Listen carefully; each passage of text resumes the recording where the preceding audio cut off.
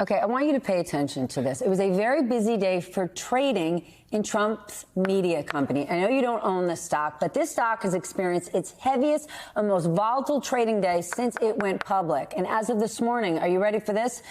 The stock was up 224% this month. Now, it was coming from a very low place, but are you kidding me? And are you ready for this? Trump's social media company that has no new innovations, no new technology, I don't even think it has new users. It is now worth more than Elon Musk's, formerly Twitter, now X. So we need to figure out what this means, and you're in luck because Barry Ritholtz, co-founder and chairman and chief investment officer of Ritholtz Wealth Management and host of the Masters in Business podcast on Bloomberg is here, and Dan Nathan's back, co-founder of Risk Reversal, CNBC contributor and host of the On the Tape podcast. All right, Barry.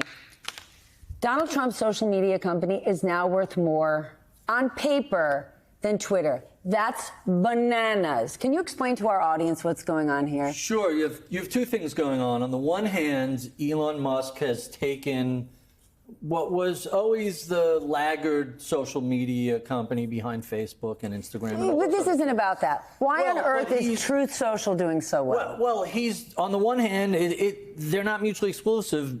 Musk has damaged Twitter probably irreparably, and that's why Fidelity wrote it down to a few $1 billion. And on the other hand, we know there are a lot of people who are buying into Truth Social as a way to potentially hedge a Trump victory. There are foreign owners. There are all sorts of people with interests. It is a dubious way to influence politicians that sort of circumvents the traditional electoral laws. You believe all this buying interest is real? I mean, no. I think the only thing easier to manipulate than boys are stocks, and this is happening right here, in my opinion. Stock, and to your point, when Elon bought Twitter, it had nearly $5 billion in sales. This company, DJT, had less than $1 million. $1 million. The other one was a B. Okay, that was $5 billion. So it's like one single Cheesecake Factory in a quarter. So I think what Barry is getting to, though, also, it's kind of spoofing. You have folks that are kind of getting in front of this. They're moving this stock up, and again, it's taking real money to do that. But I think there's two things that are going on here. I think there's some folks who have a vested interest. They want to try to influence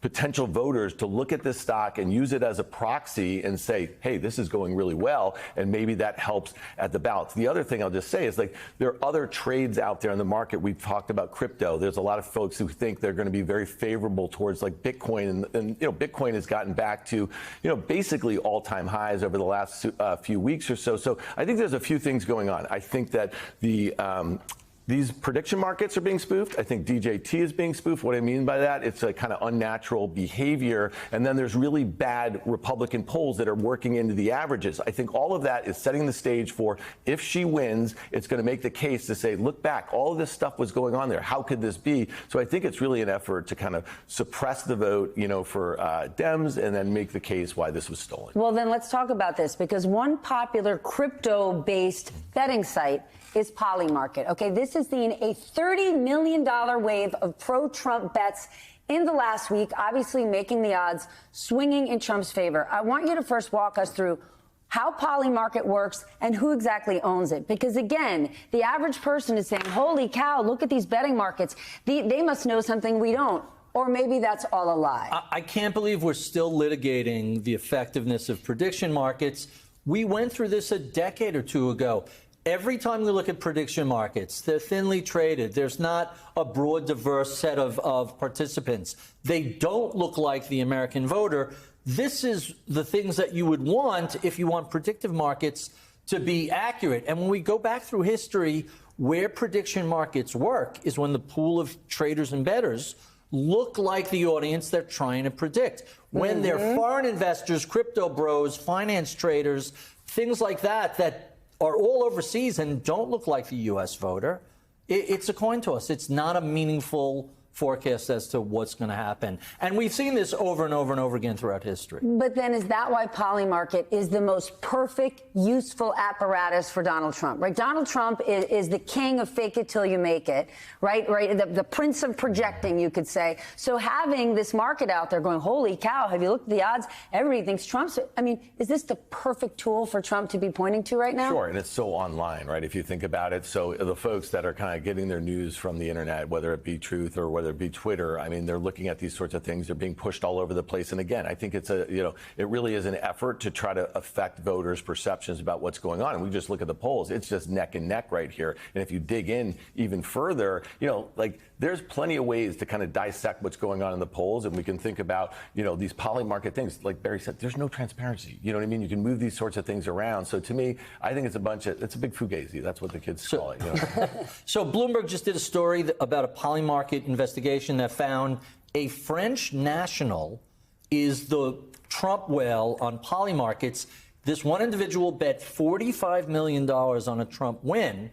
What insight does this French national have about U.S. market outcomes? Someone is rolling the dice. It's a cheap way to get money Someone over is rolling here. the dice, or they're tipping the scales because they want to change perception. That's right. So if you're watching, you're going, 70, I don't understand markets. I don't follow this stuff. Here's what you need to know. If you look at these reports, it is all, as Dan put it, fugazi. It's nonsense. People keep saying Elon Musk, wow, he is all in on Trump. He's putting $200 million plus behind this guy. Can you explain to our audience that $200 million is pennies compared to the benefits Elon Musk and his businesses will reap if Donald Trump were to be the next president? Right, but it's kind of complicated, right, if you think about it. So Elon has said within the last year that if we don't put tariffs, okay, this is on Chinese electric vehicles, that's obviously what he makes here, that they're going to destroy all EV makers here. Then he's gone back and forth with that because we know that Trump has talked about tariffs across the board. That being said, the Biden administration has put big tariffs on EVs coming in here. There's one problem here, okay, when you think about this. GM and Ford make EVs in China and they ship them here. So our companies are going to have tariffs trying to sell them back here in the U.S.